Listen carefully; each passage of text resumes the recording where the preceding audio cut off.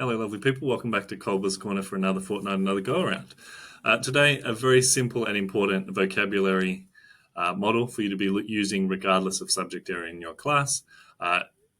It's, at least for people in my sphere, called the Frayer model. And if you haven't heard that phrase, it's the kind of thing your literacy type people would be throwing around quite regularly as the sort of go-to strategy for getting students to define key terms. So very simple. You're thinking A4 piece of paper. I guess you could do it with a computer, but I'm old-fashioned in that regard, I guess.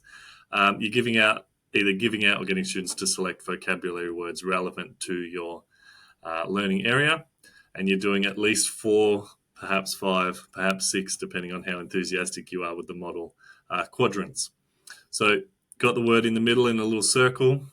You always do a definition, and it's up to you whether this is, I personally prefer students' own definition, or ideally I would do both, kind of dictionary definition and also students' plain language version definition of the word or the concept.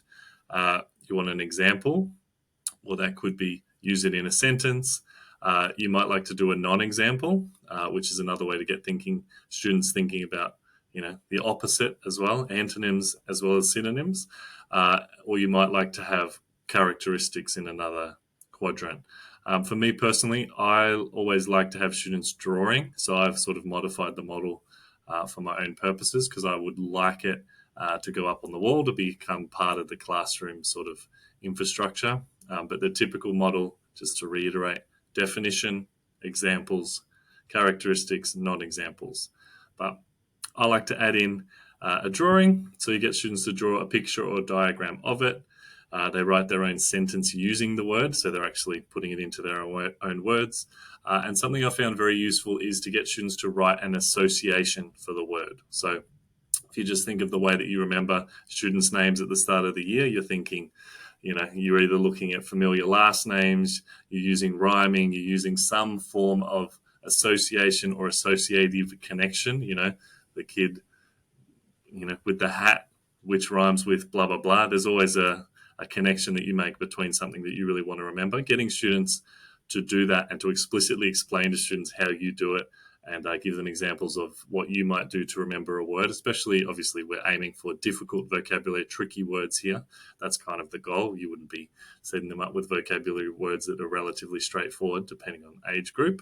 And then another thing that I like to do is get students to write a multiple choice question using the word. So each of these is just a different way to get students engaging with the word and to really become expert in that.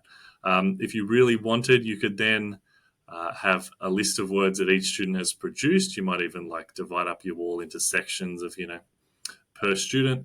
And the idea is also you could get students to become they're the expert on that word. So you might, next time that comes up, the word in your classroom, you might say, and this is just let's go and check out student name and the work they've done on the wall, and let's think about the association they've provided.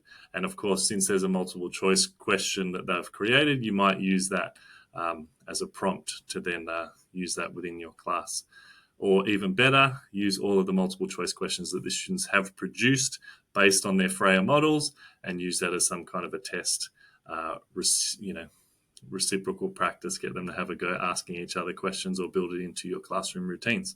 But the Frayer model, a word list, gives students a 4-quadrant at least: example, non-example, definition, characteristics for a word. And of course, you might need to modify this depending on your subject area or any particular focus you want to take. You could even have, I guess, the way to pronounce the word, some sort of phonic description of how to pronounce the word and so forth, depending on if that's the focus in your class and the age of your students. But till next time, if you haven't already, or at least now you know the fancy word for the Frayer model that you may well have been using for years, you can drop it in your next staff meeting to sound like what's going on in the literacy world. But until next time, keep reading, keep writing, keep learning.